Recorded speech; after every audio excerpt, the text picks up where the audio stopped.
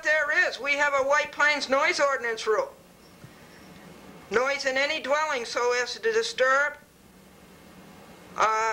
in any dwelling. Tell me, sir, is you want us to stop him from rollerblading because it's making too much noise? That's absolutely right. That's a White Plains noise ordinance. Now, I told Eric that when I called, this is what would happen. I can listen to you. What? You're not going to listen to me? Okay, then hear it on TV. The time is 5:54 p.m. You just heard Officer Knox, December the 20th, 1994, Tuesday. Are you still on the line, sir? Yes, I'm on the line and you're on camera. Okay, whatever. What do you want us to do? I want you to come up here, I want you to see him doing it, and I want you to stop him from doing it. Okay, could you hold on 1 minute? Sir? Okay, I'll hold on. I'm going to turn off the camera. Glendora? Glendora. And where are you? 21 Greenridge Avenue. 21 Greenridge Avenue. Yes. Okay, I'm going to have to, gonna be a while. Okay, we're kind of busy right now. Now, why don't you give me your last name again? It's Glendora. And you just spell it then. G-L-E-N. Right. D-O-R-A. Okay. All right. And your first name? It's just Glendora. What's the first name? It's, the only name is Glendora. Yeah, okay. Okay, that's it. Wait a minute, sir. Which is the last name? Hello? The name is Glendora. That's your last name, right? Why don't you ask Chief Bradley? I'm sorry? Captain Quinn. Ask Captain Quinn. Ask Chief Bradley. Ask Commissioner Sir, Dulce. if you don't want to give me your name, you can just refuse. I'm not refusing my name. My name is Glendora. Ask Chief Bradley. That's your last name. And ask Captain Quinn. That's your last name, correct? And ask the lieutenant. Ask Lieutenant Rossi. Okay, sir, that's your last name, correct? My name is Glendora. G-L-E-N-D-O-R-A. Okay. And where are you? 21 Greenridge Avenue. Okay. What apartment? I'm apartment 2A. 2A? 2A, yes. Okay. What's the phone number there? 914-949. Right. 9495. 9495. Yes, please. Okay. And, sir, I don't mean to upset you again, but I just need you to spell your last name for me.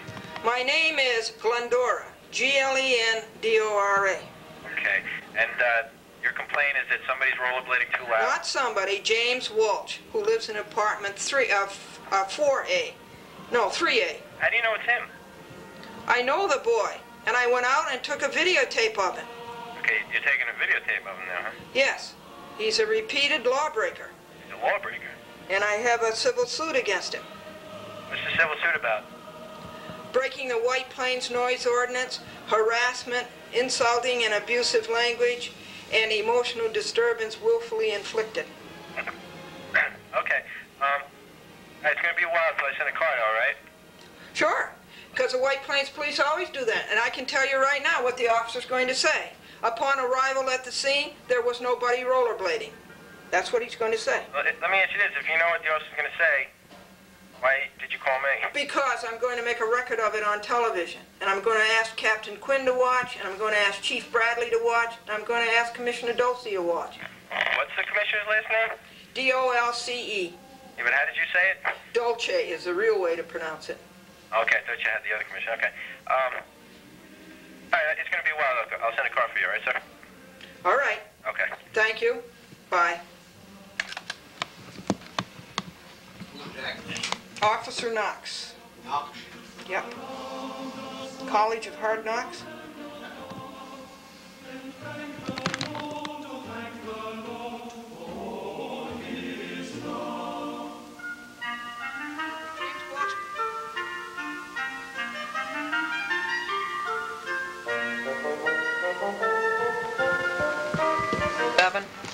He's gone by, he's harassed us 37 times.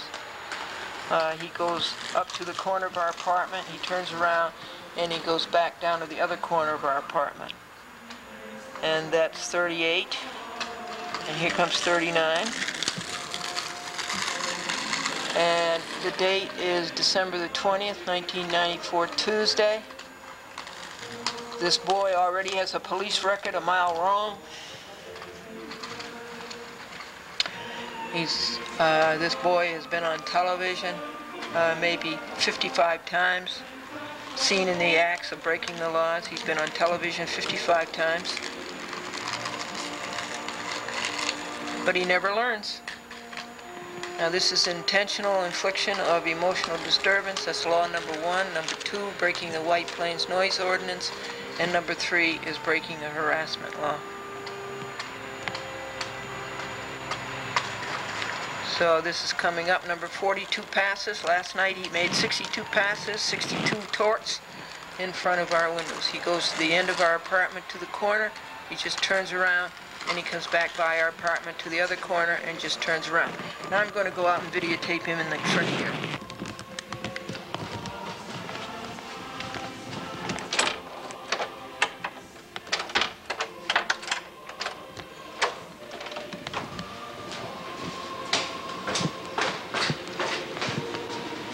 $428.61.81. $428.61.81.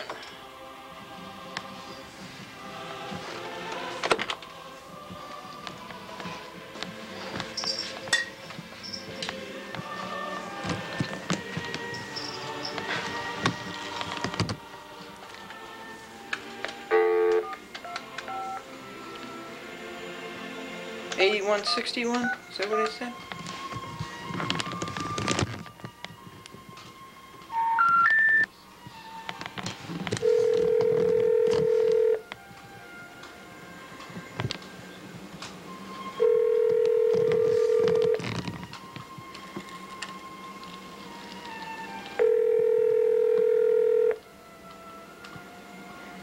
What's the count now?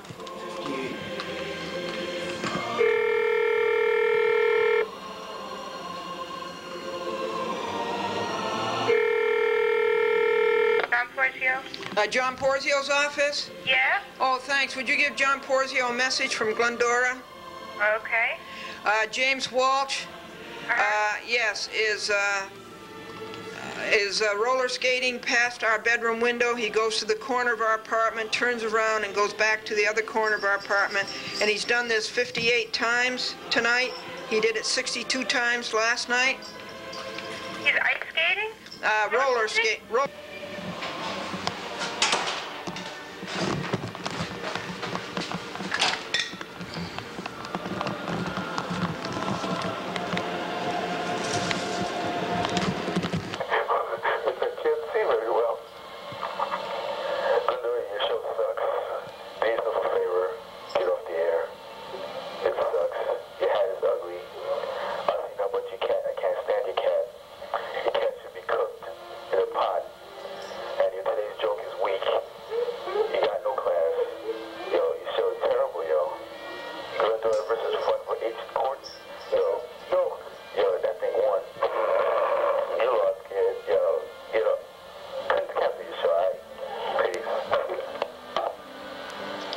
It's really sick, isn't it? I'll play it again for you. Quarter on December 20th, 1994, Tuesday, while I chat with Glendora was on TCI 99:30 p.m. Do you mind telling me that? I've been sitting here watching your stupid, idiotic show. You should be banned off of TV. Do you know that? You look like a little curly suit with your hat that doesn't even fit and your glasses that are ugly. The reflected light off the glasses onto the TV screen, which I can't see very well. Glendora, your show sucks. Do yourself a favor. Get off the air. It sucks. Your hat is ugly.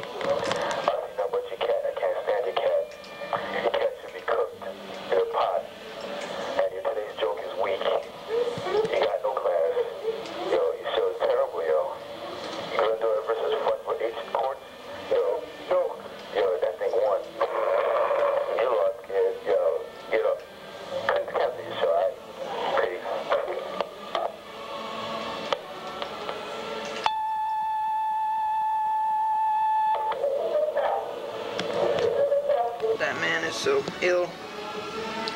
It's really too bad.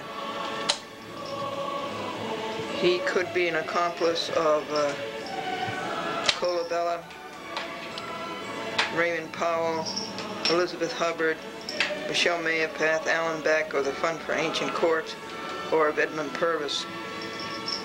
Or he could be an accomplice of James Walsh, Roberta Walsh, or Daniel Walsh. Now that call was on the recorder last night, December 20th, 1994, Tuesday, TCI, 9 to 9:30 p.m. We had 5 calls. Overhead, we are at One Media Crossways, and it is 6:15 p.m. and Cablevision just broke a New York statute, the Business Corporation Law, Section 718, Section 624, for the 4th time. Now, this I wanted to show you. Isn't that pretty? That's a real tree. And in the lobby they had a beautiful tree, and it was a man-made tree. So they didn't slaughter a tree. Good for them. They're better than the people at my church who go up to Vermont and cut down and murder beautiful trees. Bring them down and sell them. They're used for Christmas, and then they are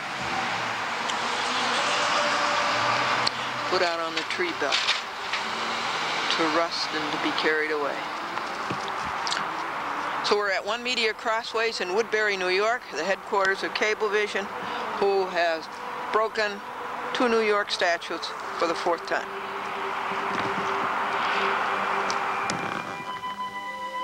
Parking area where Cablevision executives, in their trepidation of being personally served, told us to leave. What's that? A lot of cars back there. Yeah. Can you read any names?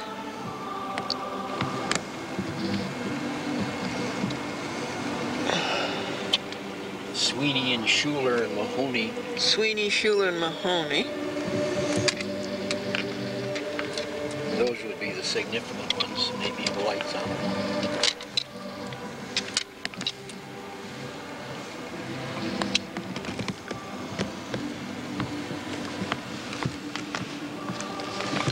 Oh, what is this one?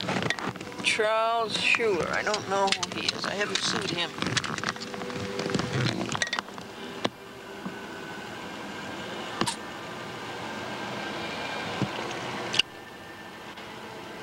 Do you see any others?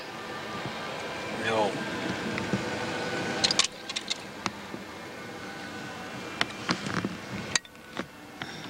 That would be Dolan. Which one? First one. First one would be Dawn.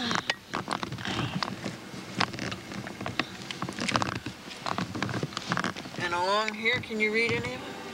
Oh, these are underlings. S-E-R-V-I-N, Servin.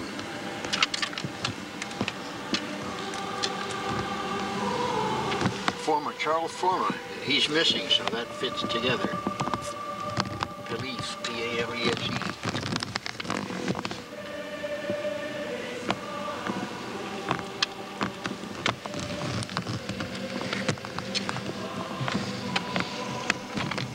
So we did our job. We said we'd be here on the 21st, and we were there. The traffic was pretty heavy. The going was slow. Hold it. I want to get a picture of that man. Can you back up? Get the man who's working after 6:30. Back up a little more, please. Okay, we went over the bump. There's the man. Wait a second, please. Getting a close-up of him.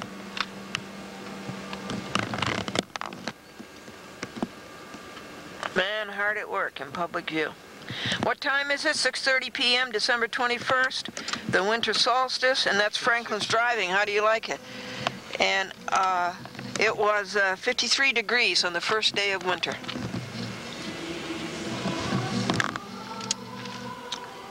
Here's the Cablevision sign.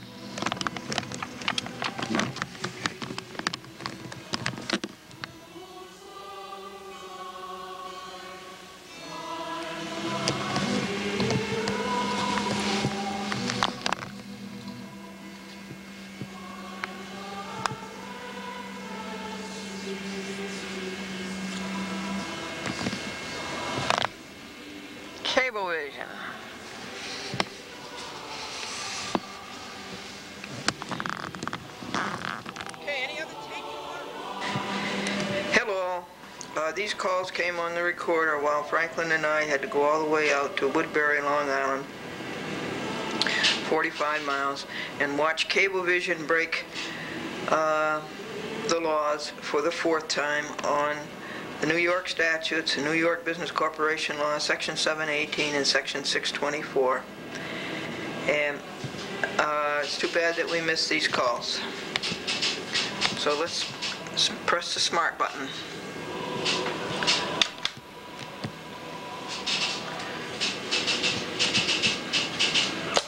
I was calling back from CNN. I'd like you to call Linda Perry at 212-852-6793. We'll get you on as early as we can next week. I'm not sure we're going to get you on for Christmas. Our logs may be shut down, but at this point, call first thing in the morning. Thanks.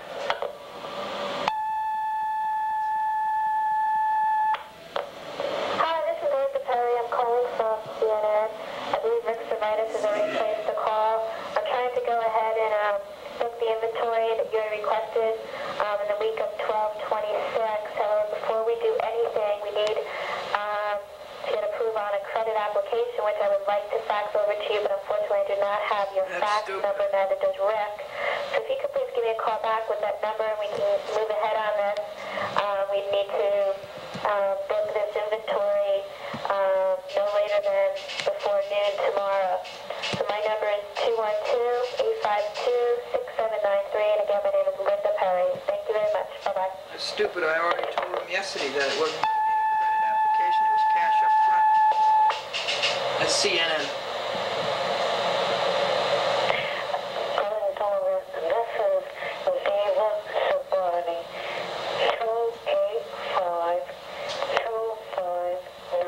285-2591. This is court reporter. Glendora, I'm the court reporter for Judge Wood on October 31st. I will have the transcript for you tomorrow morning, and I will give it to John Sewage. We will not be in next week, but we will be in tomorrow and Friday. And the cost of the transcript is $40. 30 is what you said. Thank you. Bye. 30 is what you said, not 40. Diva Sagretti. Hello, this is Eric calling from Buffalo to say hello. That's Dr. Eric Beth. He's a theoretical physicist. I met him when I was a graduate student in physics at the State University of New York at Buffalo.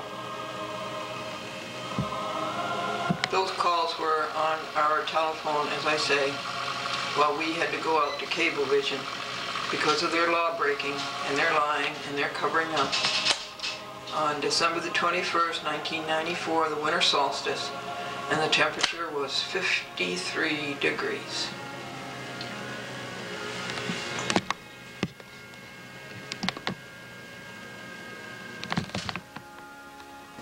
And now, everybody, here is Franklin Buell to sing this morning's hymn. I need thee every hour, most gracious Lord. No tender voice like thine can peace afford. I need thee, oh, I need thee. Every hour I need thee. Oh, bless me now, my Savior. I come to thee.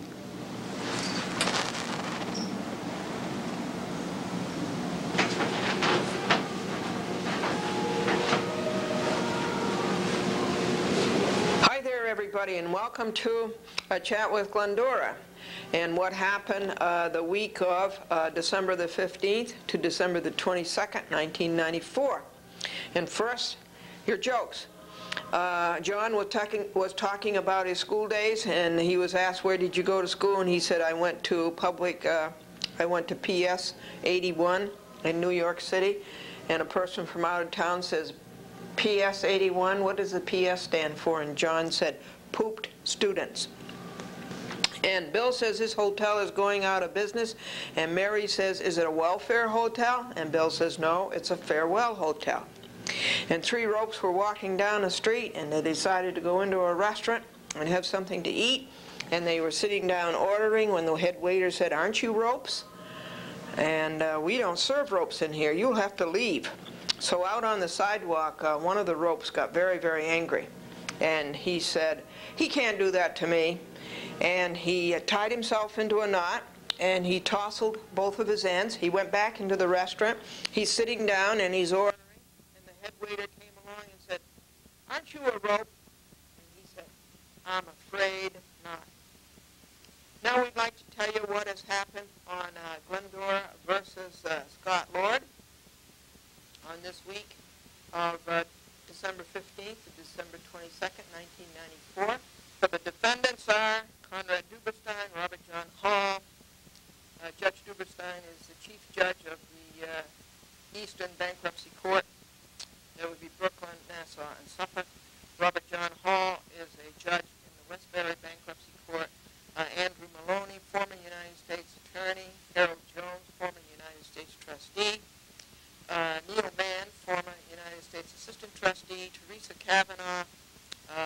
Joseph Derby, who is a security person at the Westbury Bankruptcy Court, a former policeman in the city of New York, and acts like a marshal, but he really works for Pinkerton.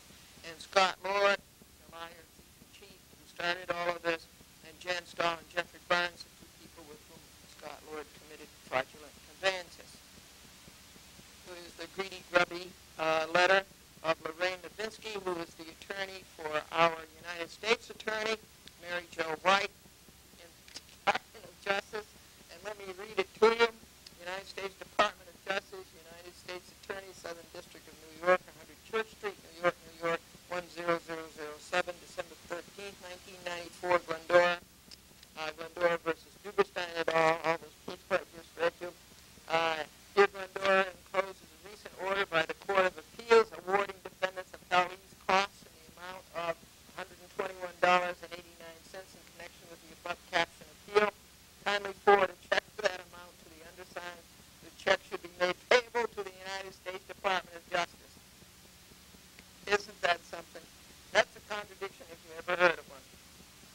Here you have Mary Jo White, the United States Attorney, and the United States Attorney is in charge of getting justice for you and me.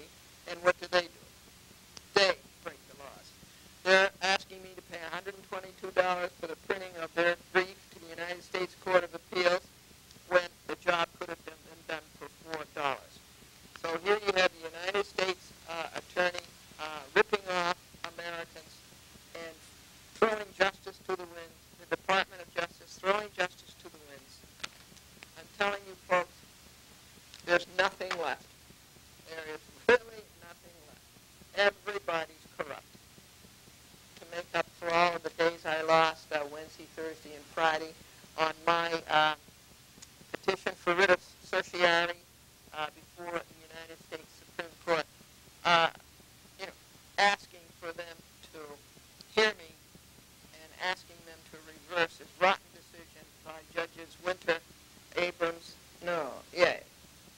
Jacobs.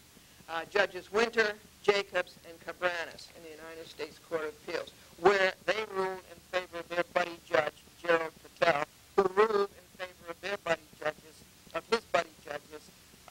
Duberstein and Hall. So that's all that you have in the courts. You don't have justice, you just have buddyism and favoritism, and you don't have equal protection of the law, and you don't have due process. What you have, which is corruption. And so that's what's going on here with that. I did pretty well on that. Up to Saturday, but then I didn't have a chance to work on it Sunday, Monday, Tuesday, Wednesday, Thursday, today. So I'm 5 days behind on that. However, we did find the amendments to the Constitution of the United States, which read so beautifully and which are so terribly mashed and smattered by the rotten courts that we have. I don't know who is worse. You know, who are the worst enemies of society?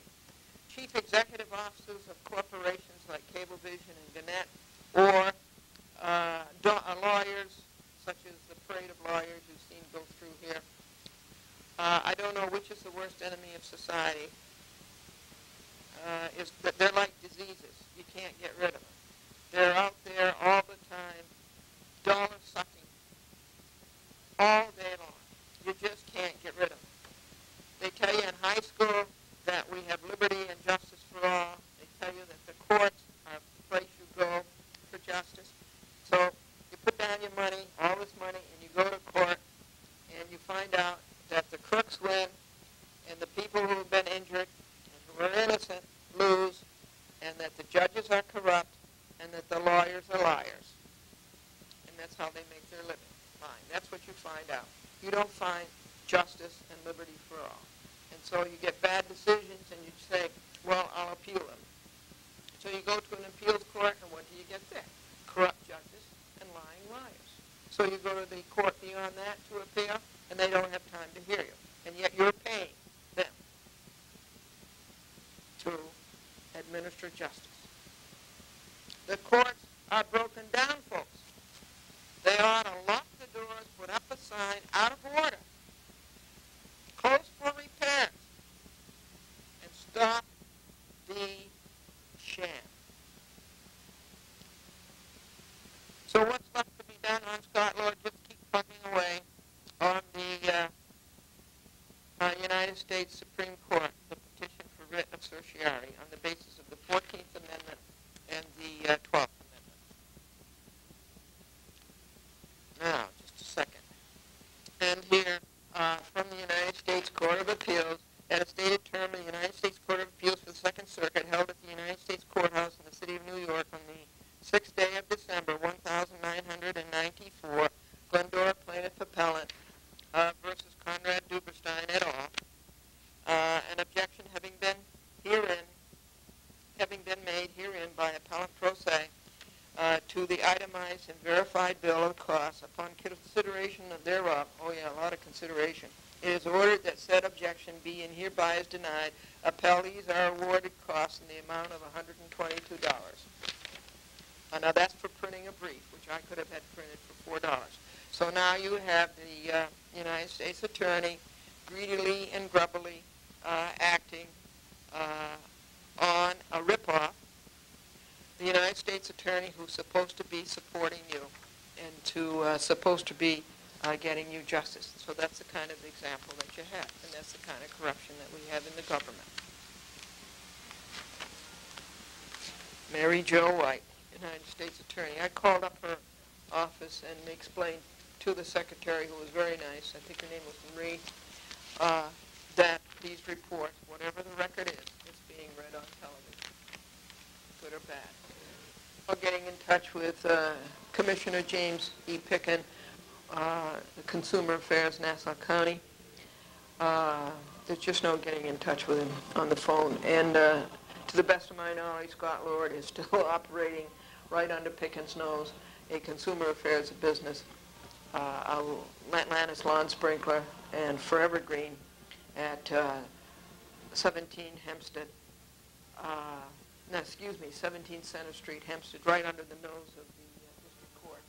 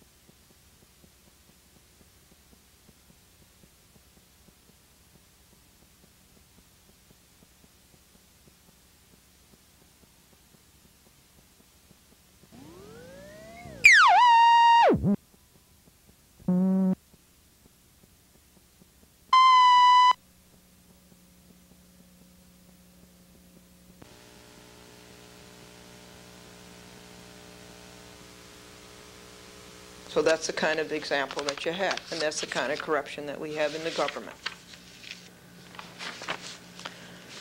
Mary Jo White, United States Attorney. I called up her office and explained to the secretary, who was very nice, I think her name was Marie, that these reports, whatever the record is, it's being read on television, good or bad. We're getting in touch with Commissioner James E. Picken, the Consumer Affairs, Nassau County. There's just no getting in touch with him on the phone. And to the best of my knowledge, Scott Lord is still operating right under Picken's nose, a consumer affairs business, Atlantis Lawn Sprinkler and Forever Green at 17 Hempstead, 17 Center Street, Hempstead, right under the nose of the District Court, the Nassau County District Court, in violation of Local Law 6, operating a consumer affairs business with no consumer affairs license. And this is also known to Galata, Thomas Galata, the county executive. It's also known to the police and to the sheriff and to the district attorney. Okay. To the best of my knowledge, that is everything that happened on the week of December 15th to December 22nd on Glendora versus Scott Lord. A liar, thief, and cheat who started all this business in Nassau County all the way up through Cablevision. So the jokes are, minister to the boy, what is the difference between like and love? And the boy says, well, I like my mom and dad, but I love my bubble gum. And what is the plural of mouse? The teacher said, mice, said the student. What is the plural of goose? Geese, said the student. What is the plural of baby? Twins, said the student. Do you know why judges stand on their heads? Why do judges stand on their heads? So they can turn things over in their minds. Keep your courage flaming. Welcome to a chat with Glendora. And first off, we have to tell you some jokes. We're reporting on what happened on the week of December 15th to December 22nd, 1994. And folks, December the 22nd, the second day of winter, and that the temperature is 53 degrees, and yesterday the temperature was 53 degrees. Isn't that fantastic? Thank you, God, thank you, God, thank you, God. Isn't that wonderful? One thing I have to report on for you, this is Glendora versus Cablevision Systems Corporation. James A. Kofalt, Charles F. Dolan, Mark A. Lusgarten, Francis F. Randolph, John Tata, William J. Bell. Looks like I would say that Mr. Kalaji left out a defendant, and that would be William Quinn. Robert S. Lemley, Joseph Osnara, James L. Dolan, and then there's Irvin Polinsky and Charles Forma.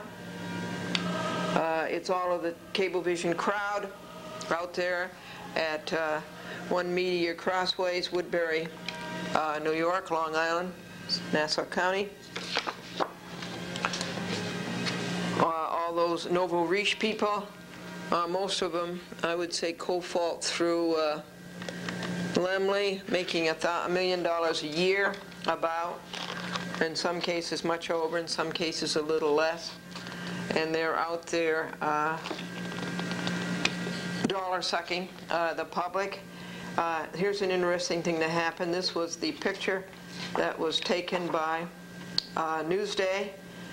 The story that you saw, so many of you saw on Newsday and have talked to me about, is really a very good picture. Fortunately, I have two camcorders. One I'm holding as really a prop, and the other one is taking the picture, and you can see that in the monitor. And this picture was sent to me by Steve Wilson. I thank him very much. And the picture was taken by Kirk. I'm kind of disappointed that it isn't in color, because specifically I wore orange and navy blue, the Nassau County colors. And it was an orange hat band and a navy blue blazer. and I believe a navy blue tie, and then and an orange vest. So that's too bad that it isn't in color, but we do thank you, Stan, for getting that to us. It's fun to have them. Kirk took 100 pictures and to use one in the newspaper.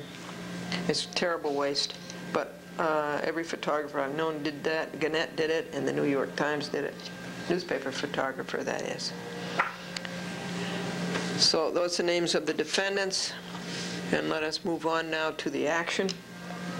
To-do list for yesterday.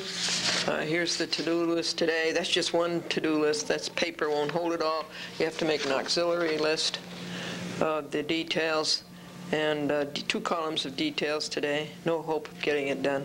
That's what happens, you know. When people violate your rights, then you stand up for what is right, and you go to court, and then you just run into more corruption and more liars. Liars, L-I-A-R-S, and lawyers, L-A-W-Y-E-R-S. And this is the operations that have to be done on the telephone, these are the errands. One errand today is to go to Yorktown and hand in 4 new programs and pick up the 4 programs that have been cablecast. The amicus curiae in Glendora versus Cablevision now in the United States Court of Appeals, and there has been no decision yet. The oral argument was way back September 20th, and Judges Minor, Van Grafelen, and McLaughlin have not made a decision yet on this case. By the way, Van Grafelen's address is given as the United States Courthouse in Rochester, New York. Minor's address is given as the United States Courthouse in Albany, New York. And McLaughlin's address is given as the United States Courthouse in New York, New York. No wonder they haven't made a decision. They can't get together. So Robert Perry and Brian Grafman have written a letter to that panel in opposition to Kalaji's letter. Kalaji started it all by sending that panel improperly Judge Broderick's decision being affirmed by another panel of the United States Court of Appeals, and that's kind of stupid. Another stupid thing Kalaji did, because McLaughlin is on both panels. So I suppose McLaughlin has to be informed about what he did on the first panel. Actually, the third. Okay, and you knew my letter to that. I read you that. And Judge Silverman, after 5 months, made 2 corrections on his decision, Glendora versus Coalfault Cablevision, the lawsuit that Glendora won against Cablevision. He changed 2 things, some quotation marks and a citation, and he inserted the word unprotected speech. The word speech. He got in the unprotected. And so one thing that happened is that I called up Judge Silverman's law clerk, who is Andrew Belinsky, and I read him CPLR,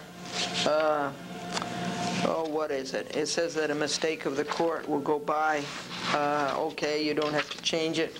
And so he immediately got out the CPLR, and he's, I got to read that one, and he read it, and I said, now in view of that, why did you go to such lengths making those 2 trivial corrections? And he says, well, it's the reporters. It's the miscellaneous reports, New York State.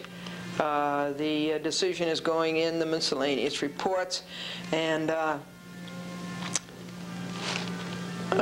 they wanted it just right, so we had to make the corrections. So I wrote a letter, as you know, to the United States, to the New York State Supreme Court Appellate Division, telling them that Judge Silverman must think this is a very great decision because he went to such lengths to correct 2 little tiny things, and here they are. That letter is somewhere. The telephone call was CNN. We're negotiating with them for an airtime buy. That's Cable News Network. And so I'll tell you more about that later. And as I say, the miscellaneous reports called and wanted those words changed so that the report in the book will be correct. Those are those law books that you go and see. The New York Supplement, the miscellaneous reports, and there's a third one.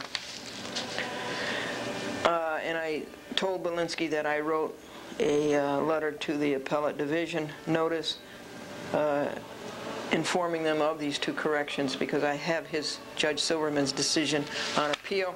And what has happened down at the Appellate Division, 2nd Department of the New York Supreme Court, they have not ruled on that lousy, terrible order by Judge Silverman to rob and gag. They haven't ruled on that yet to vacate it. They did make a decision in my favor to drop the typo Cable Systems Corporation and make it Cablevision Systems Corporation, when of course everybody knew what company it was and the names of the officers who were sued. And so Zwirling used that as an excuse not to collect from Cablevision, so he can't do that anymore.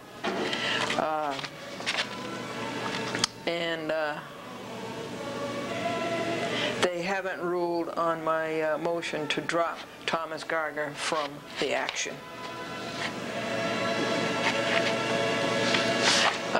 Here is another of these crazy New York State Commission on Judicial Conduct. They all ought to be out of there with the new governor. I hope they will be. They all ought to be out. We stop paying our money for them. Gerald Stern, Robert H. Tembekian, Albert B. Lawrence, Henry T. Berger, Helene M. Barrett, Evelyn Braun, Garrett Cleary, Lawrence Goldman, Juanita Newton, Eugene Salisbury, John Sheehy, William Thompson, and Kiclear, too. And here's what I wrote back to them. You should be ashamed of yourselves. How much do you get paid of our taxpayer money to grind out this rubbish ad infinitum? This is the 15th bad report about you on television. We have a new governor. Maybe he will get rid of you the first thing. You are a public disgrace, and you don't even mention the name of the judge in your frenzy to cover up for the corruption and incompetence of whatever judge was complained about. Get rid of you.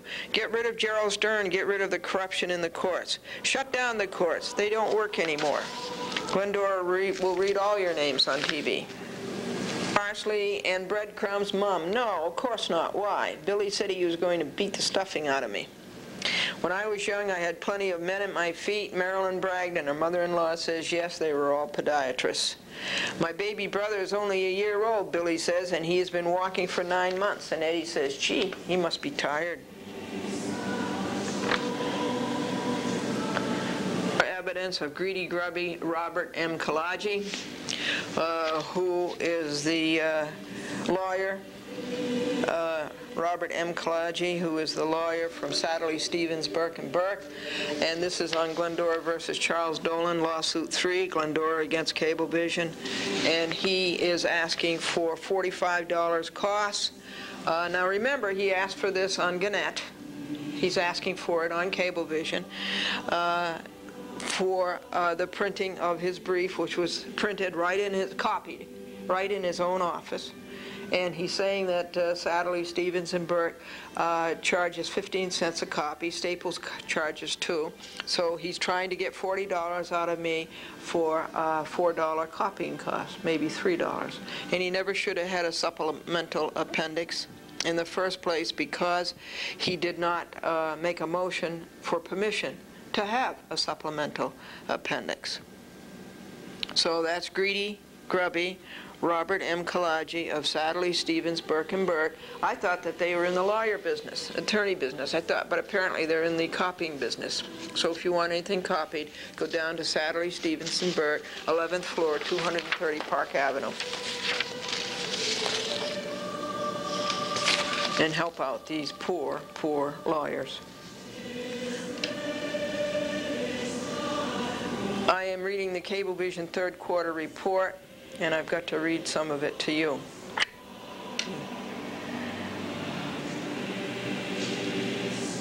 New York statutes. I'm reading the CPLR, Civil Practice Laws and Rules. I'm up to about the 14th or 15th volume. And it's 8 shelves in the library. The New York statutes are 8 shelves. Each shelf, you can't see it, it's off the camera, but it's about 6 feet long. And I am reading Article 30, which is remedies and pleadings, and looking at the forms, and I'm up to Article 30:11. The next one after that is Article 31, which is discovery. I know that pretty well.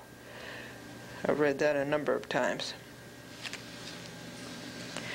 Sunday was the third Sunday in Advent, and we had a church dinner, a church supper. They slaughter animals, and so we always bring our own plates full.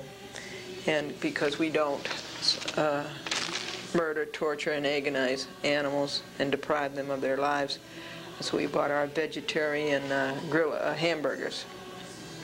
And Frances Harrison in the county court, I bought her a box of grillers, and she said, I love my grillers. She says, I will never eat meat again. I will never eat meat again. I shared some of them with my daughter, and then my daughter the next few days went out and bought a hamburger, and she couldn't finish it after having eaten the grillers because there was too much animal in it.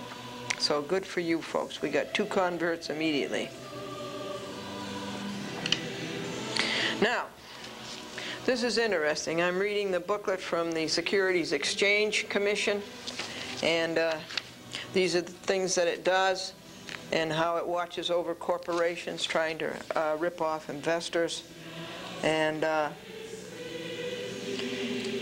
they're a corporation for disclosure. I mean, the Securities Exchange Commission is a commission for disclosure.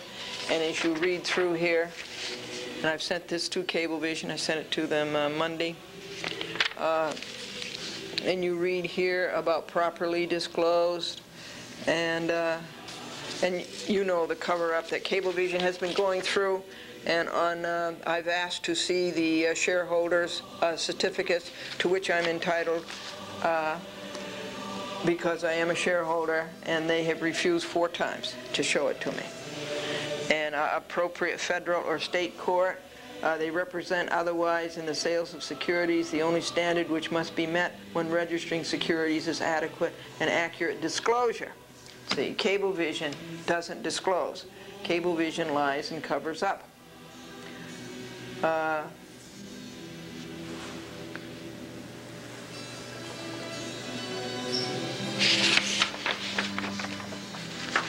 So all of this was sent to them from the booklet by the Securities and Exchange Commission. And it mentions disclosure over and over again. So we have certainly made Cablevision aware of the fact that we are aware of the fact that they are covering up and that they are lying and they are breaking the law. And the laws that they're breaking are New York State statutes, Business Corporation Law, Section 718 and Section 642. That a shareholder is entitled to see the shareholder's certificate book, and a shareholder is entitled to see the list of officers and directors with their current residence addresses. The Center for Judicial Accountability is a great organization, and you should belong to that, and I'll tell you more about that later. An investment advisor about some stocks, buying some stocks, and Cablevision doesn't pay any dividends. All the money goes to the greedy corporate officers, and they keep getting bonuses, and they get over $1 million a year, but the shareholders don't get anything. They aren't making money, they say, so there aren't any dividends. But even if they're not making money, they're getting $1 million, $1.5 million, $2 million a year, the corporate officers. From Nassau County in Merrick, called and said, I like your show. And did you collect your judgment from Cablevision, he asked. And I said, no. Cablevision is still too cheap to pay $797, which I have been awarded by the courts pursuant to CPLR 8101, to which I'm entitled, but Cablevision is still too cheap and is still running away from paying me $795. When from the Cablevision lawyer, we're getting notices all the time that I should pay greedy, grubby Kalaji $535 and then $45 and $45. In the wastebasket,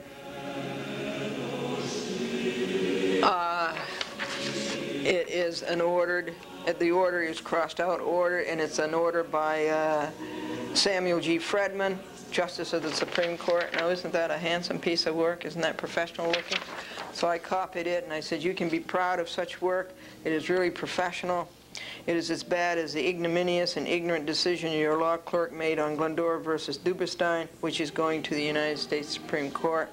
It is good you are retiring in 2 weeks, December the 31st, 1994. And then I found out that he got an extension. Another crooked thing. He should retire at 70, but he's not going to pay throwaways $113,000 of taxpayers' money to do this kind of work. So he's there for another 2 years. That's Samuel Fredman in the Westchester County Supreme Court, state of New York.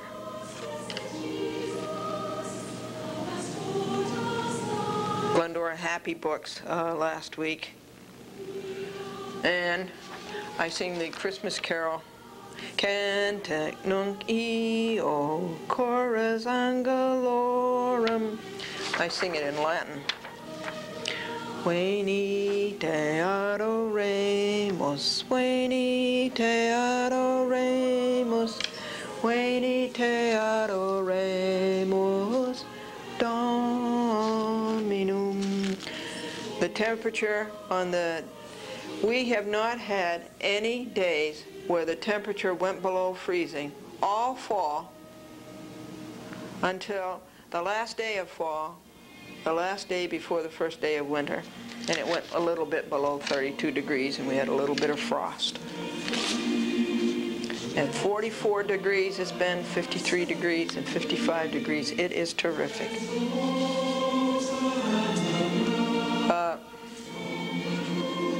Here's some more of it. Ergo quinatus die hodierner. Phone calls on Monday trying to make up, and I did 160. On Tuesday and Wednesday I was trying to get it done, but I had to go out to Cablevision and make my demand to see the stock certificate book and to see the list of officers and directors with current residence addresses, and to see the minutes of the board meetings. And I went in and I said that I was Glendora and that I was a shareholder, and I wanted to see those things. And Marie was at the desk, and so we sat down, we watched News 12. They have a monitor there in the reception area, and Maria called Polinsky, and Polinsky was not on the job. There was a recorder there. Instead, Maria left a message. She called Deitch, and there was no answer at Deitch, and so she had to leave a message there. Isn't this terrific? Now, this is Cablevision, One Media Crossways in Woodbury. And then Forma was loafing. He wasn't on the job. He wasn't even there.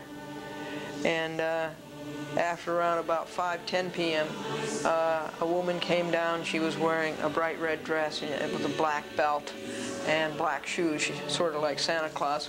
And she had blonde, short-cropped hair. And she came to me, and she was quite truculent. And she said, you are not entitled to see those, and we have written you a letter saying so. I suppose that makes it legal, that Cablevision puts in a letter that I can't see those things, when Cablevision is breaking two laws, 718 and 624. And she says, you're not going to see them, and you can just sit there as long as you like. Well, and she never gave her name. She never introduced herself, and I don't know who she is. But Franklin said that he thinks her name is Margie, and that he is the paralegal upon whom, that she is the paralegal upon whom Franklin served the summons with notice and complaint for the first lawsuit, when we served him about 5 times. So that would be Margie. And so we sat there, and people came and went, and we asked several of the people if they were Polinsky. And Deitch never showed up. Deitch, always, he hides behind Abigail, and so when you go out there in person, he just hides in his office. He never showed up. He never came down and faced the music. And so we just sat there for 1 hour, folks, watching Cablevision break 2 laws. New York statutes, business corporation law, section 718 and section 624. They make it so easy for you, you know. They just break the law right in front of you. The facts cannot be contested. And so they just make it easy for you to bring an action against them with their stupidity. And of course, their crookedness. And they're lying and they're covering up. So we stayed, as I said we would. We did our job. We got there at 5. We stayed there until 6. And around about 6:05, I wrote out a note to leave on the receptionist desk. 5:55 p.m., December the 21st, 1994, Wednesday, winter solstice, 53 degrees. Glendora and Franklin were here from 5 to 6 p.m. We asked to see the shareholders list, the minutes of the board meetings, and the list of directors and officers with current residence addresses. Cablevision, Deitch, Polinsky, and Former chose to defy the law, Section 718 and Section 624, New York State statutes, business corporation law. This is the 4th time Cablevision Systems Corporation has broken said laws. Yours in truth, Glendora. And so we left it on the receptionist desk. And then we went outdoors. I audio taped everything that happened there. It's on audio tape 657, side 2. And then we went outdoors into that beautiful weather, and there was a helicopter going by. It was dark, and the lights were on, so I videotaped that. And then I videotaped their Christmas tree, which is a real live Christmas tree. It hasn't been slaughtered, so give them credit for that. It was beautifully decorated.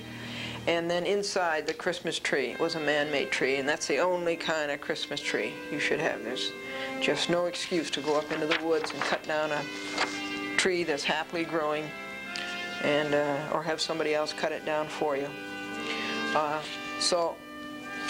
Then we went around to the back where all of the executives' cars are, Charles Dolan and Quinn and Bell and Lusgarten and Randolph. And we lingered for a little while, and nobody came or went. And then we went, I took a picture of the Cablevision sign, which I've shown you.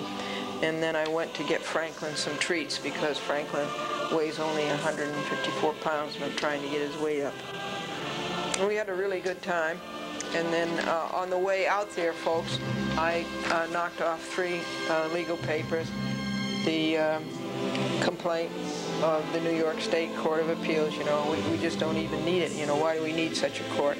And I'll read you that later. And I answered the Gelman notice to admit, and I wrote out my answer to that convoy, Crooked Wilson Babe, where they're running scared.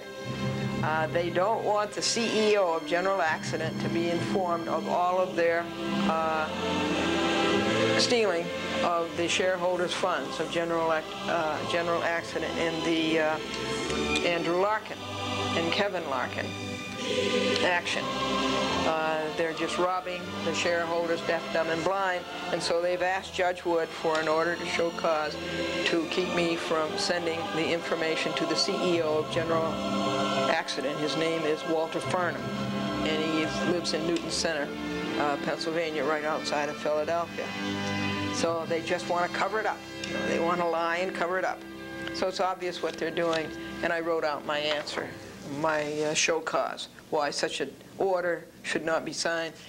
It's against freedom of speech for one thing, and it's a gag order.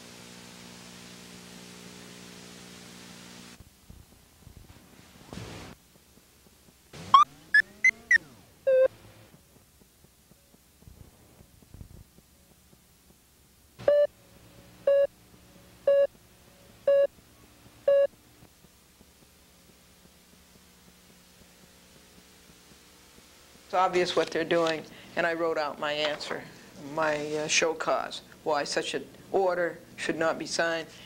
It's against freedom of speech for one thing, and it's a gag order. Unbelievable how crooked lawyers can be. It's just unbelievable how corrupt judges can be. Just unbelievable. I want to videotape judges' induction on the 24th of January, the new judges who were elected in the ceremonial courtroom in the Westchester County Courthouse Tower. And to do this, now listen, these courts are public. They are public domain, they are public property. And Judge Ingracia has no right to usurp the public's domain. He has no right to demand that all recorders, audio and video, be excluded from the courthouse. He had just no right to do that at all. And of course the reason they do it is that the judges are so bad, they don't want the public to see how bad they are.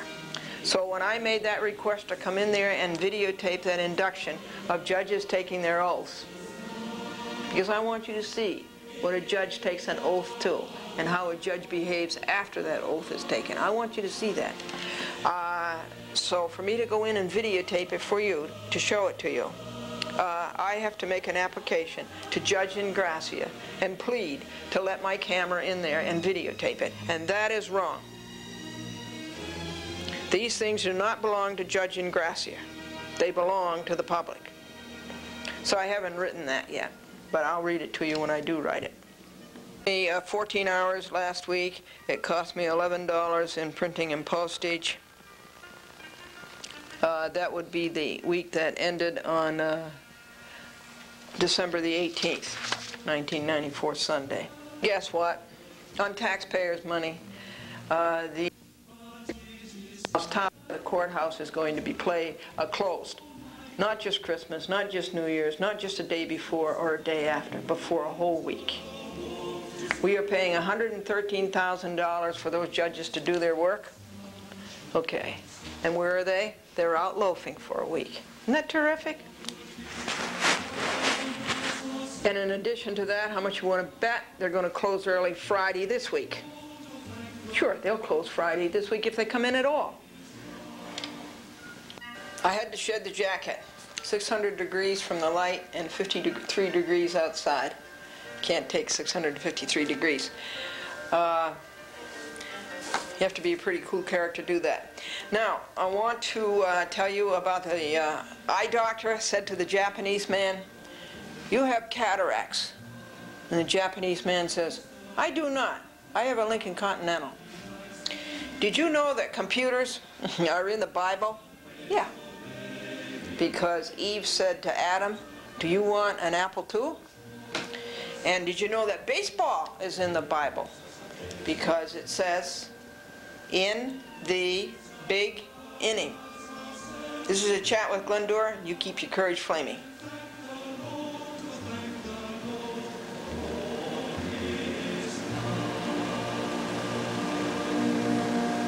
Folks, welcome to a chat with Glendora, and here are the things that happened on the week of December the 15th to the week of December the 22nd, going from fall into winter of 1994. First of all, we'll lead off with the jokes.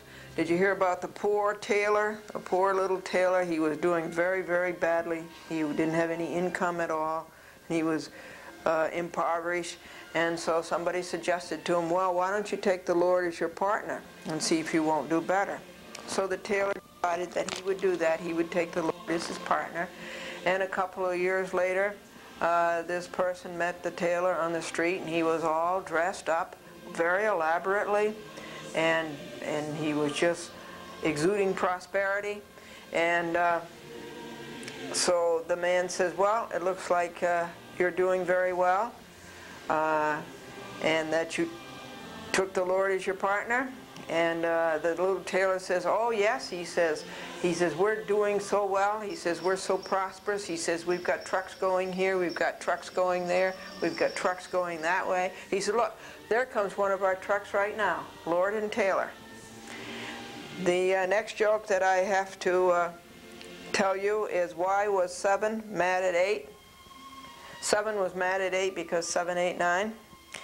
And why do firemen always have a Dalmatian dog? Do you know? You ever notice that fire companies always have a Dalmatian dog? Well, that's so that the dog can go ahead and find the fire hydrants for you. Now, this is what happened on Glendora versus Mitchell Broder, Gannett Suburban Newspapers, the Gannett Company Incorporated, GCI, John J. Curley, who is the CEO of Gannett, and McCorkindale Douglas, who counts the beans, and Gary Watson, who's in charge of the newspaper division, and Gary Sherlock, who is the person in Westchester, Rockland, and Putnam you can blame for everything that goes wrong, and also Kenneth Paulson, who is the executive editor. So on Wednesday, it took 3/4 of an hour to videotape Gannett and to edit it, and Warren Buffett bought 4.9 of Gannett stock. Hooray! So maybe we can say goodbye to Broder, Curley, McCorkindale, Watson, Sherlock, and Paulson. And now come the greedy golden parachutes that Curley has worked so hard to give himself and all of his buddies at Gannett. All of the golden parachutes that the shareholders paid for. Greedy grubby Kalaji sent his costs again for $45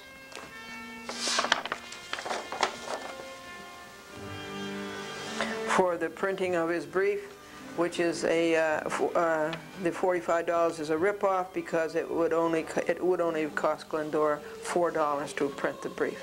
So it's a tenfold ripoff by Greedy Grubby Kalaji, the lawyer for Gannett, who is also the lawyer for Cablevision. And they're charging 15 cents a page to copy it. I say that I thought they were in the attorney business, in the lawyer's business, but I guess not. If you want anything copied, go down to Satterley, Stevens, Burke & Burke law firm at 230 Park Avenue and get your copies made for 15 cents a piece. Or go to Office Max, where I have them made for 2 cents a piece. I tried to find John Mangaro, the judgment clerk, 3 or 4 times, and eventually, finally, I did, folks, find him. And I told him that that judgment could not be against me. It has the index number of 94 something or rather, and that is an index number that I am not a party to. And the clerks went and changed it, and I think that's crooked. They shouldn't have changed it. They should have made Kalaji change it, if at all. So anyway, when the sheriff comes to collect that one, I'm not a party to that action. So good for Buffett, good for Warren Buffett, that he bought 4.9% of Gannett. He stopped at the 5% mark because if you go to the 5% mark, the Securities and Exchange Commission makes you file all the reports. We are awaiting the decision on the rehearing. I made a petition for a rehearing, and we're waiting to see if the United States Court of Appeals, that would be Laval, Pratt, and Cabranes, if they're going to grant me a rehearing on their very, very bad decision to affirm the even worse decision of Judge Broderick. December the 17th, 1994, Saturday, was the 15th birthday of my Lincoln Continental Mark VI. 15 years ago, in 1979, December 17th, I paid $17,000 cash for that Lincoln, and I brought it home and I put it in the garage, and the next day it wouldn't start. The next morning it wouldn't start. I talked to a stockbroker about the Gannett stock, and what is the difference between like and love, Tommy? The minister asked the little boy, and the little boy said, well, I like my mother and father, but I love my bubble gum.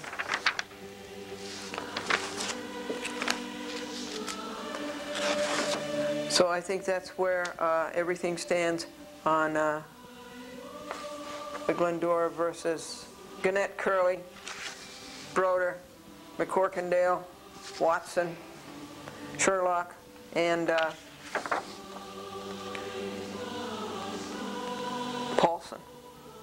This article was in the Multi-Channel News about Glendora winning the case against Cablevision, about Cablevision, a $1.5 billion corporation, and they will not pay, they're too cheap to pay the cost that Glendora is entitled to by the law, CPLR 8101, for a cost of $797, or $745.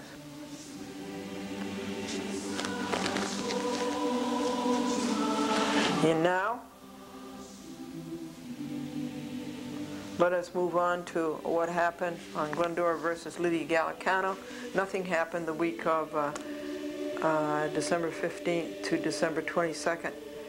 We handed in the motion to dismiss her small claim action against me, which was a very insane thing to do, and because it's res judicata, and we spent about 38 or 9 pages showing that it was res judicata, reproducing the record of how Judge Holden's bad decision was reversed by the appellate term, and Lydia ended up paying me $1,580, and she brings an action in small claims court after this is all over, saying that I owe her $1,800 when the rent was all paid. Very strange thing to do. But the return date on that is somewhere around January the 4th before Judge Joanne Freya in the White Plains City Court, Small Claims Division. As well, what is happening with Glendora versus Coppola. We are waiting for a decision from the Appellate Division, 2nd Department, Supreme Court of the State of New York, and it won't be around until a year from now, Christmas 1995. That's how far behind they are. And the reason they're far behind is that they're not a very good court in the first place, but there are so many bad judges in the Westchester County Court that they can't keep up with the appeals people make of these bad judges' bad decisions. I will give you an example. The bad decision of Judge Nicholas Colabella and his spiteful and malicious law clerk Raymond Powell on Glendora versus the Fund for Ancient Courts, Elizabeth Hubbard, Michelle Mayapath, and Alan Beck. And the report on that was on television for a quarter of an hour Monday night on White Plains, 5:30 p.m., and then the same report was on TCI Tuesday night at 9 p.m., Channel 8, for a half an hour. The reading of Glendora's reply affidavit to greedy, grubby Edmund Purvis, who wants $4,500 legal fees in a case where Glendora monitored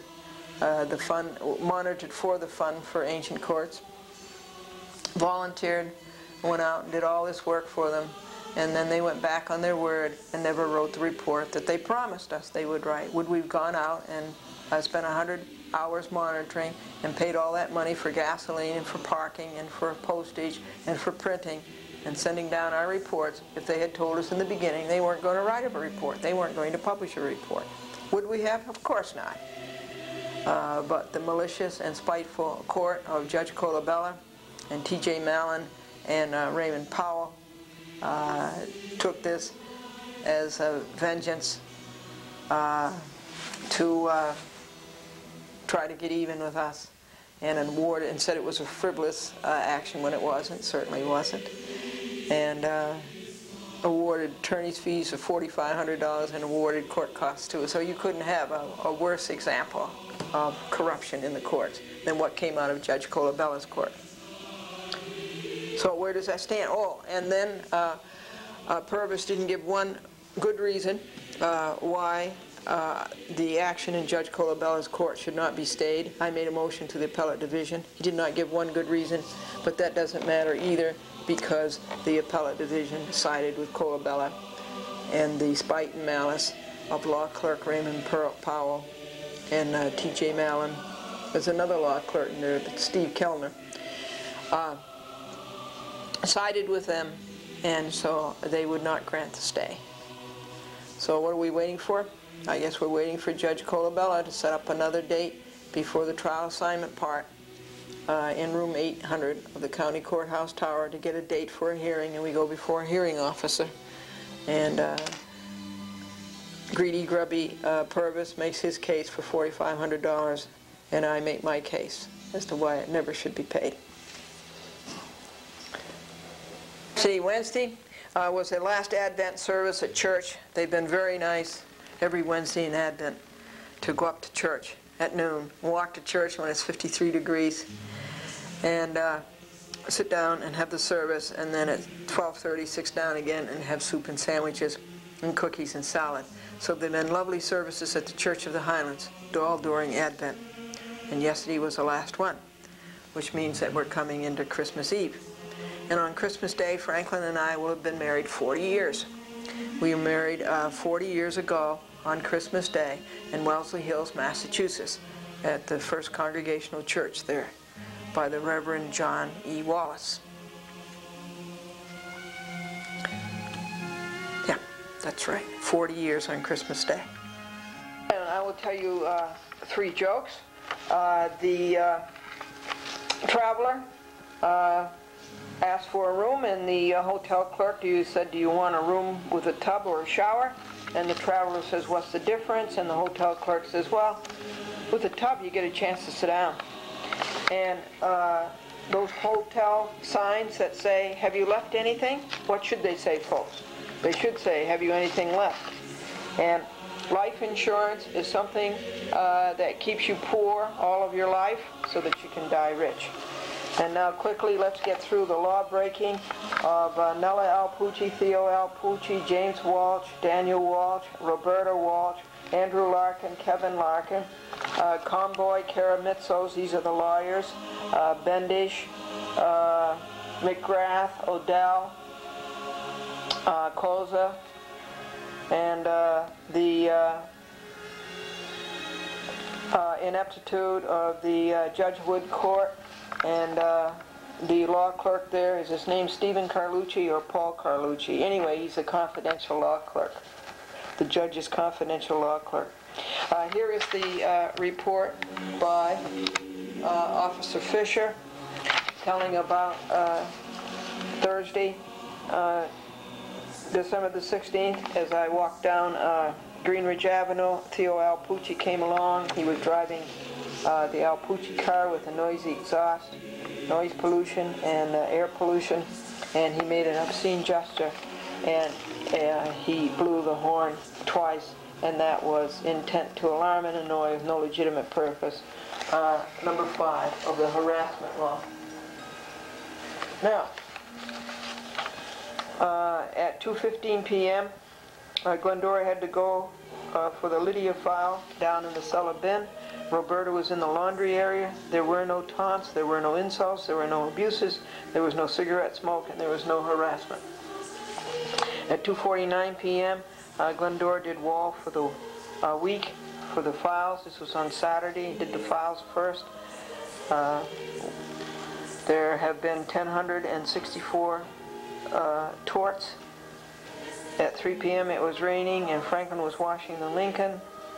And then the pagination had to be done. The wall file of law breaking is up to 2,190 pages.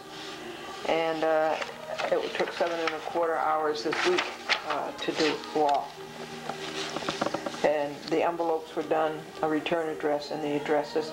At 3:30 p.m. we did a happy birthday party for the Lincoln. The Lincoln is now 15 years old. And on December 17th, 1979, it's a 1980 Lincoln Continental Mark VI. I paid $70,000 cash for that Lincoln. I brought it home, I put it in the garage, and the next morning it wouldn't start. I asked Bob in apartment 4A if I could help him get his car started. And he worked it out. He needed a distributor cap, I believe, and he got that Sunday, and now his car is running fine. We had a white gift service at church. That's where everybody takes in a gift wrapped in white paper to go to the Ruth Taylor nursing home. I always send Pond's cold cream.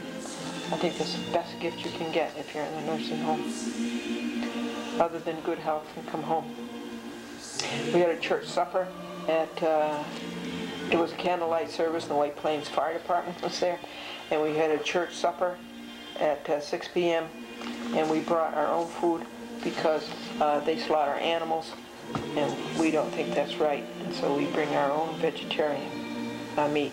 And Sunday night, from 7 to 9 p.m., A Chat with Glendora was played as a filler in the Cross River, South Salem, North Salem, Purdy's, and up around that area, northern Westchester. And we got 7 telephone calls. And here's little Cross River Cable TV with only 5,000 subscribers. And they're only 3 behind Nassau County Cable TV, Cablevision, where we had the most calls. That was a record of 10 during a program. And then TCI was 8. So here's Cross River with 7. I think they deserve a lot of credit. Don't you? That's Ed Gregory and Carol and Kathy and Noel. And when Noel answered the phone, I sang to him, "The First Noel." And now let's go on to the Monday, see what happened on Glendora versus the law breaking of the Walshes, Alpuccis, and Larkin. This is Exhibit Zeta Zeta, and it's mailing number 109, and there are 1,058 tortious acts the week closed with, and this is what happened on the week of 12/19. It took an hour to print wall. It cost $3.77 to post it, and it cost $3.28 to print it. From 6:37 p.m. to 7:20 p.m. on 12/19/94 Monday, James Walsh maliciously, intentionally, with purpose to alarm and annoy, with no legitimate purpose, made noise on roller skates by Glendora's south bedroom window, and he went by my window 62 times. He doesn't go anywhere except from the corner of my apartment. He turns around, and then he goes by the south bedroom window to the corner of the apartment and turns around again, and he did this 62 times on roller skates. So the tortious acts are up to 1,120. At 7:14 p.m., Glendora informed the White Plains Police, Officer Bacher, or somebody. Glendora recorded Walsh and Bacher on audio tape 655 and on videotape 2 V's in Victory. This was 62 times violating the White Plains noise ordinance, and it took 3/4 of an hour.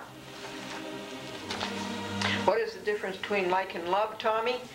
And the little boy says, well, I like my mom and dad, but I love my bubble gum. What is the plural mouse? Mice. What is the plural goose? Geese. What is the plural baby? Twins. Why do judges stand on their heads? So they can turn things over in their minds. At 3 p.m., the hall stinks of cigar smoke. Daniel Walsh is home. He's not working. And it did not go below 32 degrees until last day of fall. And I was out in the field at 1:30 p.m. Here it is, next to the first day of winter. Isn't that marvelous?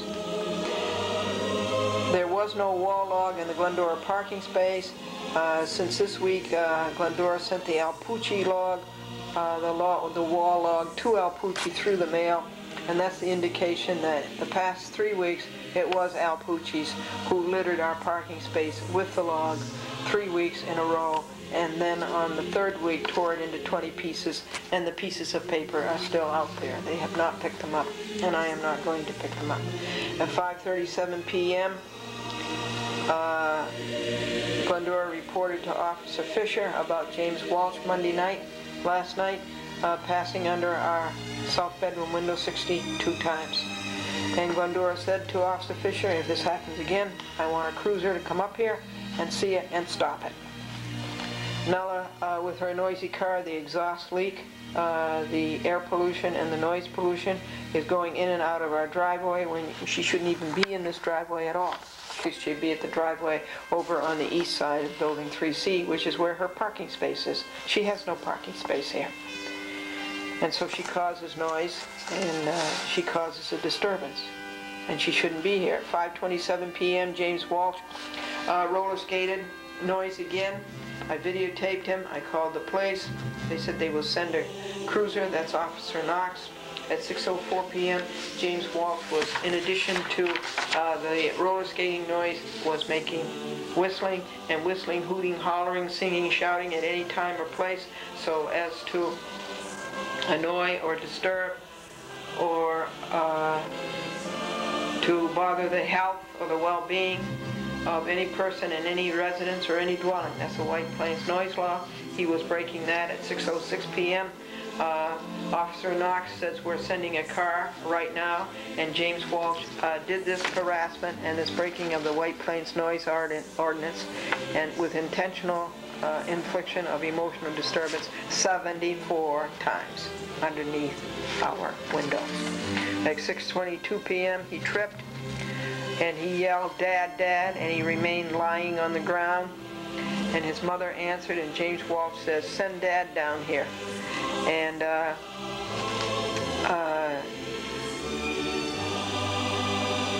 James Walsh was, was setting up a lie, and so I went in the house, and Daniel Walsh's father was coming down the stairs, and he had that simian look about him and truculent, and I was scared. And James Walsh said she pushed me, which is a lie. It's too bad. And I started going into my home because Daniel Walsh, in that simian, truculent way, was quite threatening. And so he says, "Oh, it's a good thing that you're going into your house." And then Roberta came down the stairs, and she pushed me and she shoved me. Now this is harassment number one, part one. And she pushed me and she shoved me and she slapped me on the head, and she took my red cap and she threw it on the floor. And then she went upstairs, and Franklin came and said to Roberta Walsh before she went upstairs that James Walsh had started it. And so we went into our place, and Roberta was screaming at us, and we called the White Plains police, and we told them to come. And soon after that, the Walshes had called the White Plains police, and it was Officer Knox again. And this was around 6:23 p.m. A policeman didn't come until 6:44 p.m. and it was Officer Glenn, and it was Officer Badge 34, and it was Officer Glenn, you remember, who said that he would write a report about James Walsh and friend playing football on the sidewalk and endangering the young mother who was pushing a baby in a stroller and had another toddler by the hand. He never wrote that report, Officer Glenn. So he came at 6:44 p.m. We made the first report to the police. We had been reporting to the police since 5:25 p.m. And so Officer Glenn went right by us and upstairs to the Walshes. This has happened before, and we caught him on that. And we said, "No, we made the report first. You come here first." But he absolutely refused to. He went up to the Walshes. He was there from 6:44 p.m. to 6:51 p.m. We stood outside at the landing and waited for him. And then he came downstairs, and he wouldn't come in our apartment. He just spent from 6:44 p.m., 6:51 p.m.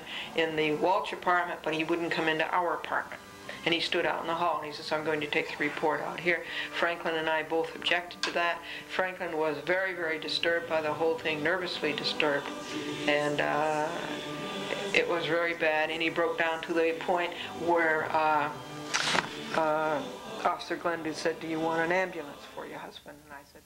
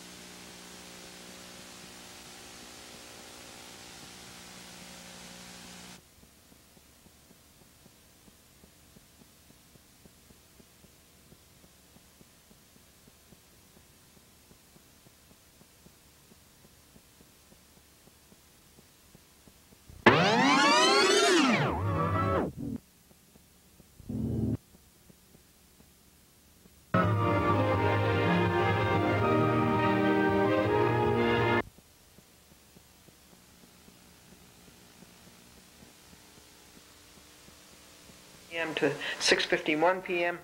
We stood outside at the landing and waited for him. And then he came downstairs, and he wouldn't come in our apartment. He had just spent from 6:44 p.m., 6:51 p.m. in the Walsh apartment, but he wouldn't come into our apartment. And he stood out in the hall, and he says, I'm going to take the report out here. Franklin and I both objected to that. Franklin was very, very disturbed by the whole thing, nervously disturbed. And it was very bad, and he broke down to the point where Officer Glendora said, do you want an ambulance for your husband? And I said, no. And if I did, it would be your fault. And it would be. It's because of causing all that distress. Everything that Officer Glenn did here was recorded on audio tape 657 side 1. Glendora played on audio tape 656 side 2 the screaming of the Walshes out in the hall at 6:22 p.m. Franklin was over-exercised, and finally Officer Glenn came in, and I don't know why, but his policeman's cap was on the floor in the hall. So I quickly went out and picked the cap up off of the floor and handed it to Officer Glenn. We called the police and told the police that Officer Glenn went up to the Walshes first instead of coming to us. Daniel Walsh lied, and God saw him lie. And Officer Glenn said to me, I suppose you don't care, but I was directing traffic at 6:30 p.m. And Franklin is 75 years old, and the police do not protect him. That was Franklin's complaint. And because of Brat James Walsh, there was no time to get supper, and Franklin really needed nourishment. That was another part of it. And it was ridiculous so that Glenn would not come in the house. He must have been afraid of the recorder, but inside our home or outside our home, he is going to be recorded.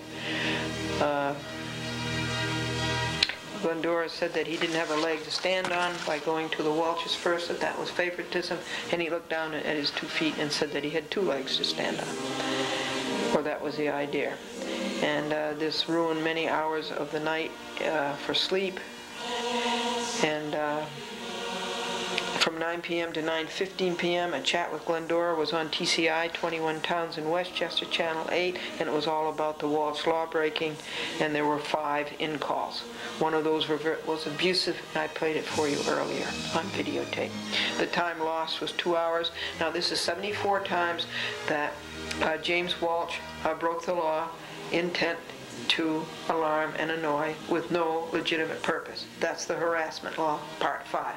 In New York State, you don't have an assault law, and you don't have a battery law. It comes under harassment, part 5. 74 times James Walsh broke the White Plains Noise Ordinance. Now the tortious acts are up to 1,268, and 74 times James Walsh broke the law, intentional infliction of emotional disturbance. He was doing it to cause emotional disturbance, was fully aware that he was causing emotional disturbance. And these are the laws that he's broken all along. The lie by James Walsh, well, Roberta Walsh lies. Daniel Walsh, his mother and father lie, so it's no reason why, I guess, James Walsh would not lie.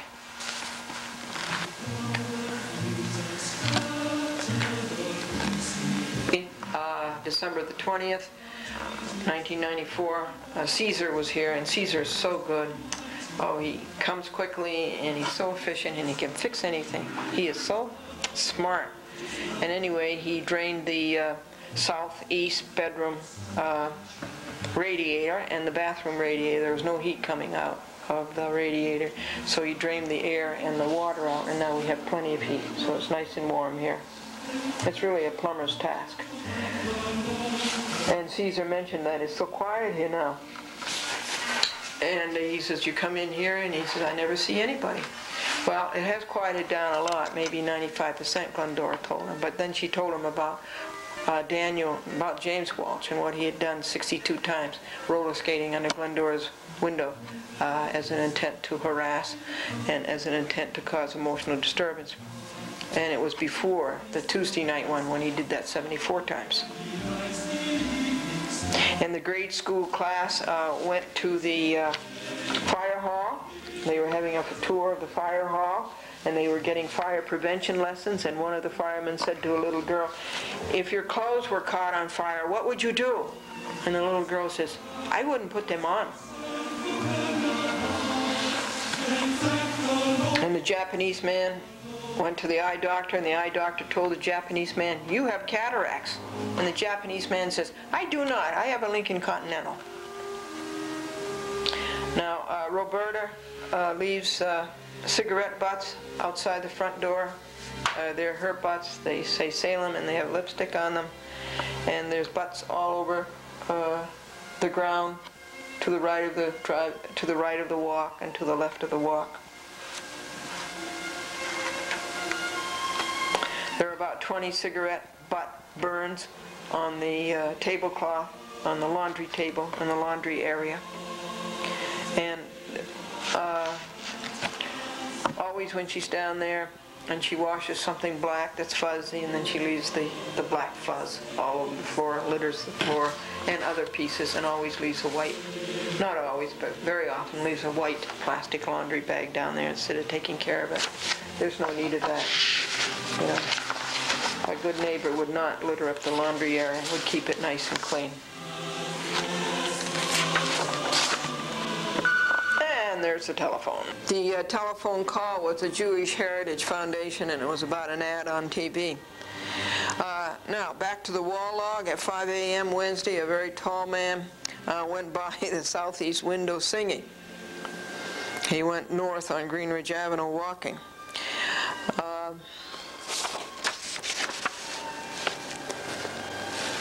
Wednesday afternoon, on our way to Long Island, to Woodbury, to see Cablevision about providing the information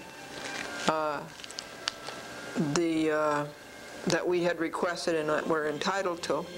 We stopped at the White Plains Post Office, and there was an order to show cause why Glendora should not be enjoined from sending the information about the crookedness that's going on in the Wilson Babe law firm. All these charges against General Accident, why it shouldn't be sent to the CEO of General Accident, whose name is Walter Farnham, who lives in Newton Square, Pennsylvania, outside of Philadelphia. And so this was a clear admission that they were being crooked. They want to cover it up.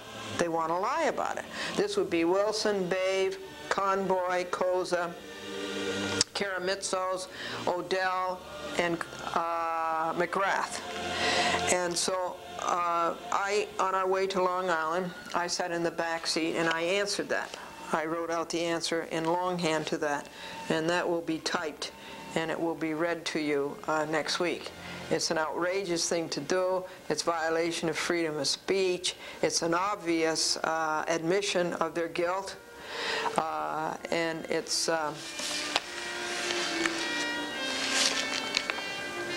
well, it's all kinds of things. And as I say, I will read you the answer when it is typewritten, and that'll be next week. The return date on it is January 6th. It is a order to show cause to Judge Wood. You remember Judge Wood, I made 3 orders to show cause, and he never protected me, and the other side never answered, but Judge Wood, they never even answered. But Judge Wood ruled 3 times in favor of the other side. About another paper to John Porzio, grounds for eviction to evict the Walsh lawbreakers, James, Daniel, and Roberta. A person has a right to enjoy his home, particularly when you pay $1,028 a month for it. You have a right to peace and quiet and enjoyment. And James Walsh is preventing that, and Daniel Walsh is preventing that, and also Nella Alpucci and Theo Alpucci, and also Roberta Walsh. So these are grounds for eviction, and it's a criminal offense if a landlord interferes with your right to peacefully enjoy, or to enjoy peacefully.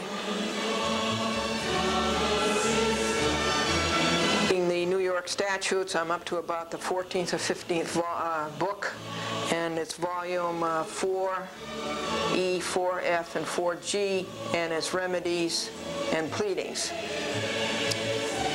So last night at the White Plains Library, we worked about an hour on that, coming back from Long Island. A law breaking to report by Nella Pucci yesterday at 3:10 p.m. on the first day of winter, the winter solstice. I went through the courtyard. Nella Pucci was at her window, and she made her neurotic laugh, you know, as she often does, neurotic or psychotic. And then she said, "Oh my blank," and it was a blasphemy. I really don't care to repeat it. And so this is what you call intentional infliction of emotional disturbance. She did it for that reason, and she did it fully knowing well its effect. So that's one law broken. Another law broken is harassment, part 5, intent to alarm and annoy with no legitimate purpose. She had no reason to do that. She never can keep quiet. She never can just leave a person alone. Okay. All chronology, dismal as it is, with 3 jokes. A bank teller made out a check for us. We wanted it made, and she made it out to the Federal Reserve Bank. Not too far off, right? The Federal Reserve Bank. Did you know that computers are in the Bible? Yes, because Eve said to Adam, "Would you like an apple too?" And did you know that baseball is in the Bible? It says in the Bible, in the big inning, in the big inning. And that's what happened on Glendora versus Daniel Walsh, James Walsh, Roberta Walsh, Nella Pucci, Theo Pucci, Andrew Larkin, Kevin Larkin, Wilson Bave, Comboy, Koza, McGrath, Odell, Karamitzos, Judge Wood, and Law Clerk Carlucci. On the week of December the 15th to December the 22nd. And it's 55 degrees. That's why I'm not wearing a coat. 600 degrees from the light and 55 degrees from the weather.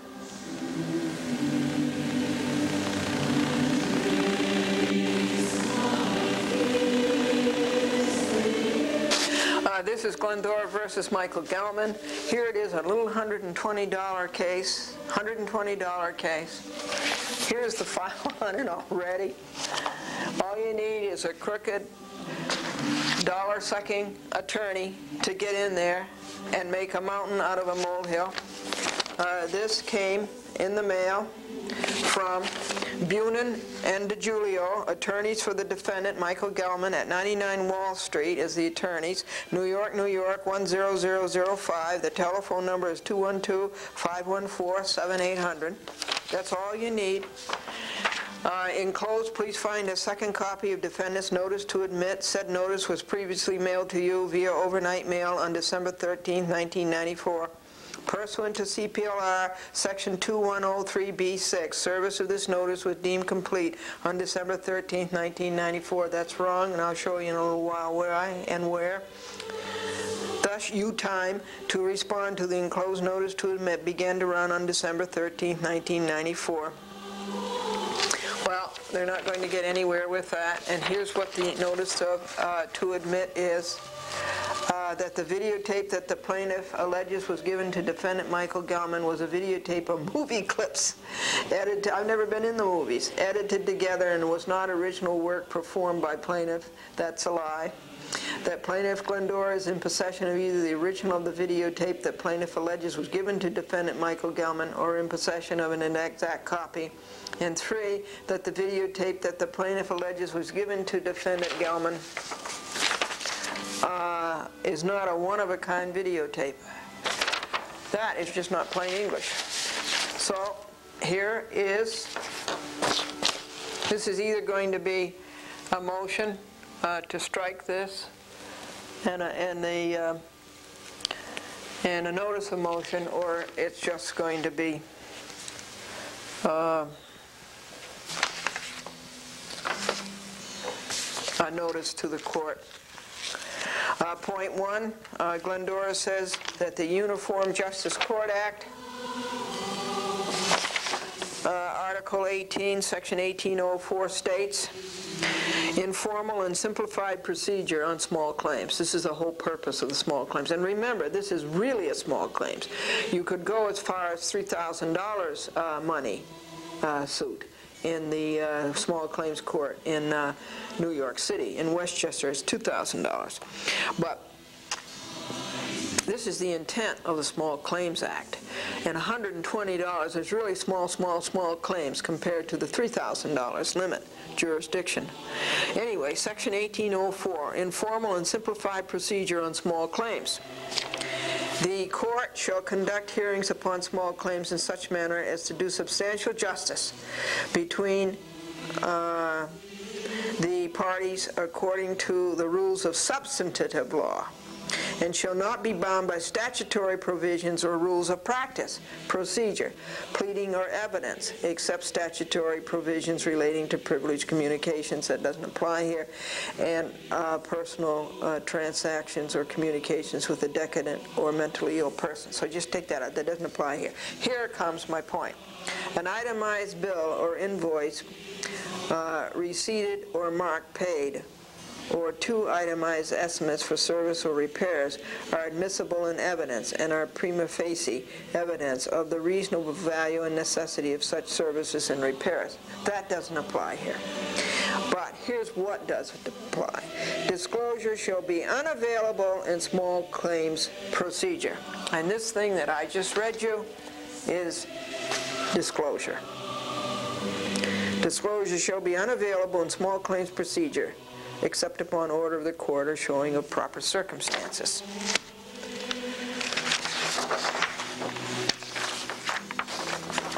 DiGiulio is asking for discovery in this notice to admit, and discovery is not allowed in a small claims action. Therefore, this notice to admit must be struck from the record.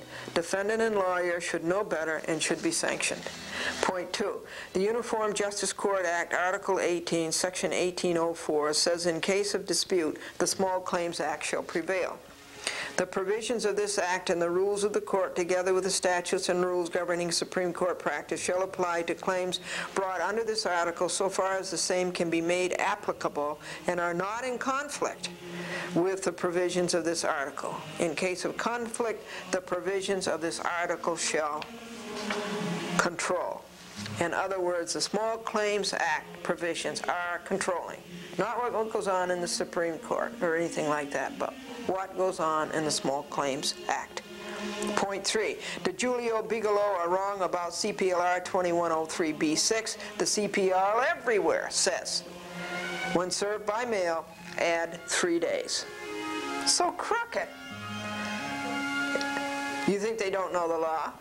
Well, that's a possibility, but it's more of a possibility they know it and they're trying to pull a fast one. Glendora was not personally served pursuant to CPLR 308A, ergo personal jurisdiction is a nullity. Point 5. Glendora informed Warren Buffett of how ridiculous Gelman and DiGiulio are making Cap City's ABC look to the public and to the courts. It's a $120 lawsuit. I'm asking for $120. 2 judges have looked Gelman lawyers in the eyes and exclaimed, $120? It is ludicrous. One judge says that does not even pay your appearance fee here tonight. That's what Judge O'Connor said. Defendant has already asked to settle, so defendant has nothing to offer at the trial. They've already admitted their guilt by offering to settle. He's already admitted the wrong. Movie clips, quote unquote, is deranged. Quote, not original work performed by plaintiff, unquote, is stupid. Glendora sent Gelman, at his suggestion, a 10-minute tape of her jokes in front of the Eastern Star in Westchester. Point 9. Glendora has the original in her phalanges. The dubs are deep in the file somewhere. The cost of a dub was $120. A dub is what Glendora sent Gelman, and the cost at the time, 1989, for making same for Glendora was $120. At that time, WABC-TV was charging $500 for a dub. So this is a really cheap price. Statement 3 of DiGiulio makes no sense. It's illiterate, ungrammatical, and obtuse. Glendora does not know what it means. Try again. This whole thing makes Gelman, ABC, Cap Cities, and DiGiulio look atrocious. The TV reports of this prolonged meandering by DiGiulio for fees go on and on. He should be sanctioned for wasting scant judicial resources. Glendora reminds the court of her motion for summary judgment on the grounds that defendant has no defense and never will have. Glendora is sending all of these legal papers and her complaint and motion for summary judgment and the vexatious notice to admit to Warren Buffett and Thomas Murphy, whom she knew when she was in competition with him when he owned Channel 10 Albany and Glendora was on TV for Channel 6 General Electric.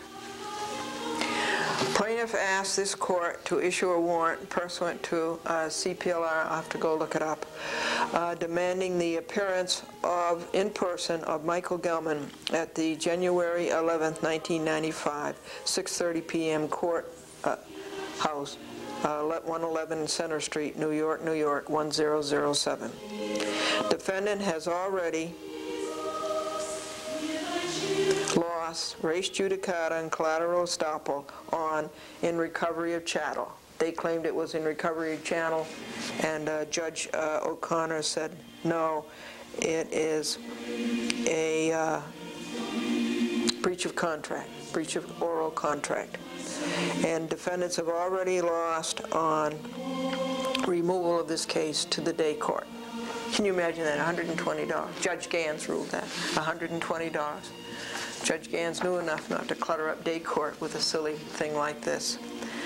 Wherefore, Plaintiff Glendora asked the court to strike this notice to admit from the record, sanction defendants for vexatious and frivolous action,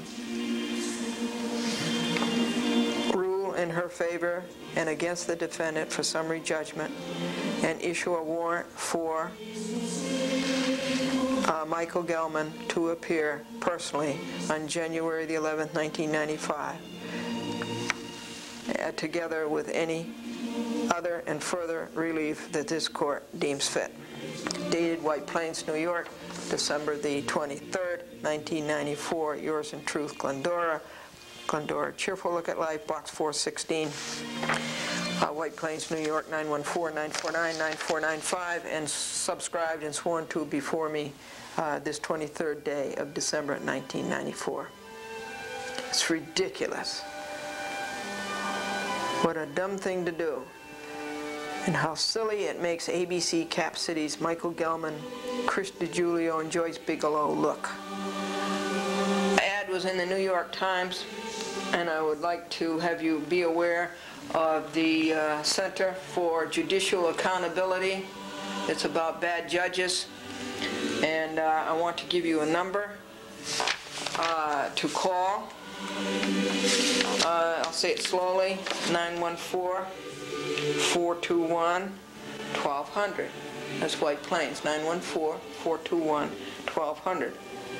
And I would like to have you know and understand what they are trying to do. What has been done by the politicals in getting judges where they are, and the manipulation that has gone on is unlawful, and we want your support on that. And I'm going to say the number again, 914-421-1200. This is another group that's fed up with the crookedness and the corruption in the courts, and with judges and with lawyers. The Center for Judicial Accountability. CPLR rule I told you about. The disability judge can issue its contempt of court and can issue a warrant for the arrest of that person, and then the sheriff can go after that person and bring that person to court. And then if the person comes to court and refuses to give the information, then that person can be put in jail. And after that person, this is in connection with Michael Gelman, and in connection with that, the person stays in jail 90 days, I believe it is. If after 90 days the offender shall have been committed to jail, he shall, if not then discharged by law, be brought by the sheriff to December the 22nd. So let's close with some jokes. Joanne says, my boyfriend and I have a strange and wonderful relationship. He's strange and I'm wonderful. And let's see, Peter says that he's very active in church, and his mother-in-law says that's right. He squirms, he fidgets, and he wiggles. And did you hear about the inventor who crossed a TV set with a microwave oven, and now he can watch 60 minutes in a quarter of an hour? This is a chat with Glendora, and I'm going to sing you the closing hymn. This hymn is by Ralph Vaughan Williams.